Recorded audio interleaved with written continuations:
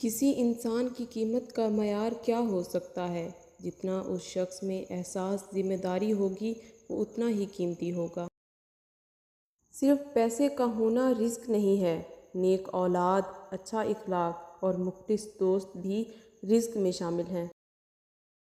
دکھ میں کبھی پچھتاوے کے آنسو نہ بہاؤ، کیونکہ تم وہ خوش نصیب ہو جسے اللہ نے آزمائش کے قابل سمجھا۔ ہمیشہ اپنی چھوٹی چھوٹی غلطیوں سے بچنے کی کوشش کرو، کیونکہ انسان پہاڑوں سے نہیں پتھروں سے ٹھوکر کھاتا ہے۔ حضرت علی رضی اللہ تعالیٰ عنہ نے فرمایا، زندگی اس طرح بسر کرو کہ دیکھنے والے تمہارے درد کے بجائے تمہارے صبر پہ رشک کریں۔ حضرت علی رضی اللہ تعالیٰ عنہ نے فرمایا، ہر عمل سوچ سمجھ کر کرو، کیونکہ ہر عمل کے اندر اس کا انجام یوں چھپا ہوتا ہے جیسے بیج کے اندر درخت۔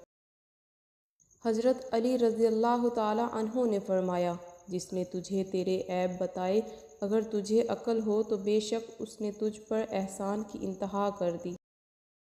مجھے مایوس ہونے والے شخص پر تعجب ہوتا ہے جبکہ اس کے پاس استغفار کی قوت موجود ہو۔